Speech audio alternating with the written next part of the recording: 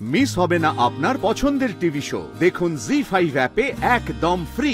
Super woman নিজের অসীম শক্তি মনের জোরে হবে সব থেকে চ্যাম্পিয়ন। ওর কি কারোর কোনো পরামর্শ দরকার আছে? এতে যা ভালো বুঝছে। আমাদের জনতা উন্নয়ন দলের একটাই ভাবনা, আমরা হেরে যাব না, আমরা ভয় পেয়ে পিছিয়ে যাব। তোমরাও সকলেই এক কথাটাই ভাবো তো? লাবণ্য সান্যালও সেই লড়াই চাই লড়ছে।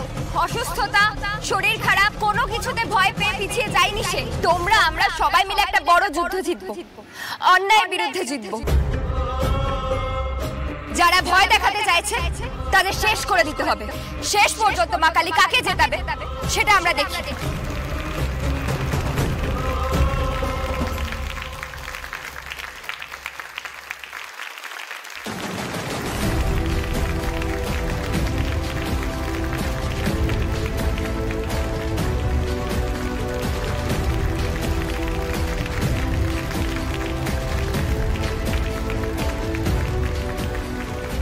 জনতা উন্নয়ন পার্টি জিন্দাবাদ, জনতা উন্নয়ন পার্টি জিন্দাবাদ, জনতা উন্নয়ন পার্টি জিন্দাবাদ।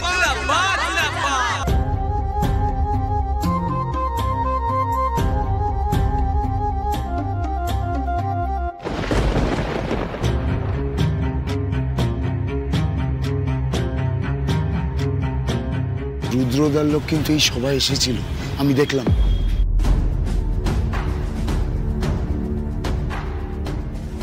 ওদের মাথায় যে কি কুবুদ্ধি কাজ করছে কে জানে। আমি সত্যি আর ভাবতে পারছি না। শোনো, আমাদের সবাইকে অ্যালার্ট থাকতে হবে। কোনো বড় সড়ো ঝামেলা হলে সবাই মিলে মুখোমুখি হব আমরা একসঙ্গে।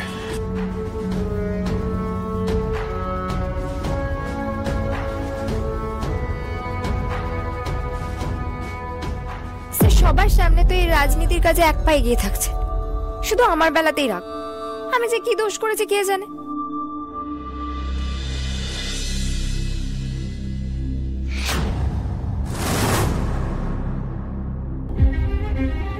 আজকের এই জনসভায় আমি কয়েকটা কথা খুব স্পষ্ট করে আপনাদের কাছে বলতে চাই। আমাদের দলের নামে মিথ্যে বদনাম কুৎসা রটানো হচ্ছে, আর সেই বদনাম রটাচ্ছে আমাদের বিরোধী দল জনতা উন্নয়ন পার্টি। বলা হচ্ছে যে আমরা, বিশেষ করে আমি, নাকি জনতা উন্নয়ন দলের নেতা নেত্রীদের মতো সৎ নই, অসৎ, এবং আমি নাকি জনগণকে ভয় দেখাই, ভয় দেখিয়ে ভোট নেওয়ার চেষ্টা করি। আগের বার আপনারা যে আমাকে ভালোবাসায় ভরিয়ে দিয়ে নির্বাচিত করেছেন সেটা নাকি আপনারা ভয় করেছেন।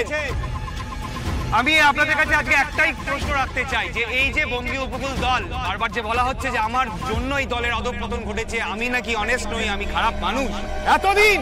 এতদিন বঙ্গীয় উপকূল পার্টির নেতৃত্বে কারা ছিলেন, কে ছিলেন, কার কথাই দল চলতো? প্রধান মুখ ছিলেন আমাদের মাস্টার মশাই শ্রী পল্লব রায়চৌধুরী।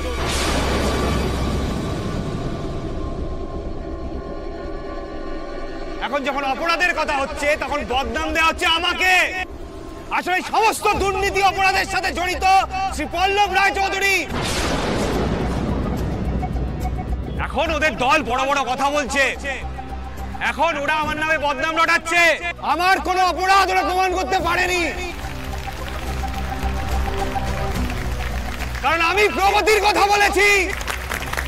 রুদ্ররূপ সান্যাল যে কোনো বিপদের দিনে মানুষের পাশে দাঁড়িয়েছে। এই যে আমার নামে এত কিছু রটানো হলো, কোন প্রমাণ পাওয়া গেল? মাস্টারমশাই কি করেছেন সে কথা আমি আপনাদের বলতে পারবো না, কিন্তু তার জন্য জনগণ কোনো সুবিধা পায়নি, তাই ওনাদের ভোট চাওয়ার কোনো অধিকার নেই।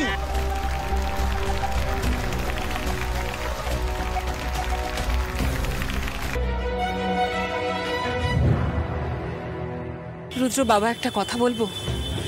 তুমি হঠাৎ সবার সামনে মাস্টারমশাইয়ের নামে এতগুলো মিথ্যা কথা বলতে গেলে কেন? আজ অব্দি কোনো রকম কোনো দুর্নীতির সঙ্গে জড়ায়নি মানুষটা। মা এগুলো রাজনীতির কথা। তুমি দেখো, মাস্টারমশাই বিরোধী দলের লোক। তুমি কি জানো ওরা ওদের জনসভায় কি বলছে? ওরা বলছে আমি অন্যায় করে, আমি ভয় দেখিয়ে ওদের দলটাকে নাকি শেষ করে দিচ্ছি। ইভেন ওরা এটাও বলছে যে লাবুর অ্যাক্সিডেন্টের জন্য নাকি আমি দায়ী। এত বাজে কথা বলছে, সেখানে আমি চুপ করে বসে থাকবো? মা, এটা হয় কোনোদিন? লাবু আর মাস্টারমশাইকে কে মেরে ফেলতে চাইছে রুদ্র? তুমি কি কিছু জানতে পারলে?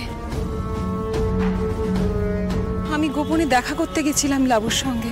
মানে ওখানে কি তদন্ত চলছে না চলছে কিছুই তো জানতে পারছি না, সেই জন্য। লাবুর বিষয়টা এখানে আলোচনা করার বিষয় না, সেটা আমি। এই কে আছিস, মাকে একটু বাড়ি পৌঁছে দিয়ে আয়। দাঁড়াও, আমি নিয়ে যাচ্ছি। জেঠিমণি চলো, তুমি বরং রুদ্রদার বাড়িতেই চলো, এসো।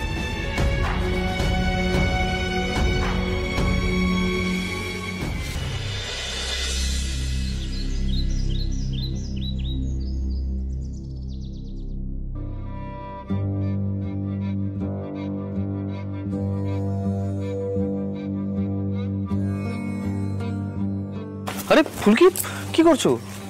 আচ্ছা, তোমার না সিলেকশনের ম্যাচগুলো চলছে, এখনো তো কয়েকটা বাকি আছে নাকি? তার মধ্যেই চারিদিকে প্রচার, জনসভা, শরীর খারাপ হয়ে যাবে তো। সুমন স্যার, আমি নিজেকে কথা দিয়েছি, আমি কোনো দিকেই আর অবহেলা করব না। তুমি বলো না আমাকে এখানে কি করতে হবে, আমি করছি এক্ষুনি। ফুলকি, ফুলকি, এখানে কি শুরু করেছো তুমি বলো তো? কি পাগলামোটা শুরু করেছো? সুপার স্টোরে কেন আসতে গেছো তুমি? রোহিত, কিছু বলো, বল, কিছু বল। আমি কি বলবো তো আমার?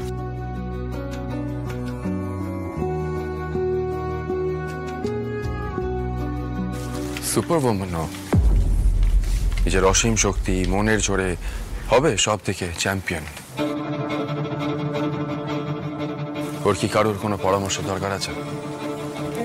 এতে যা ভালো বুঝছে করছে। চল।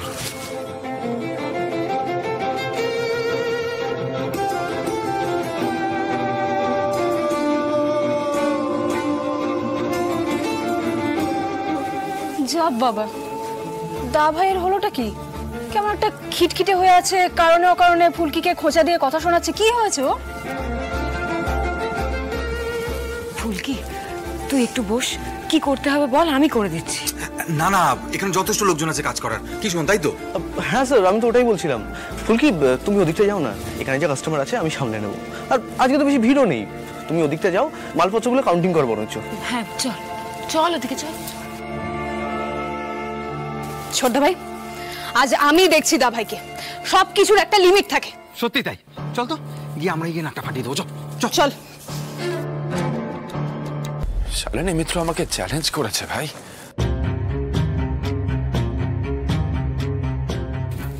চ্যালেঞ্জ? কিসের চ্যালেঞ্জ আবার?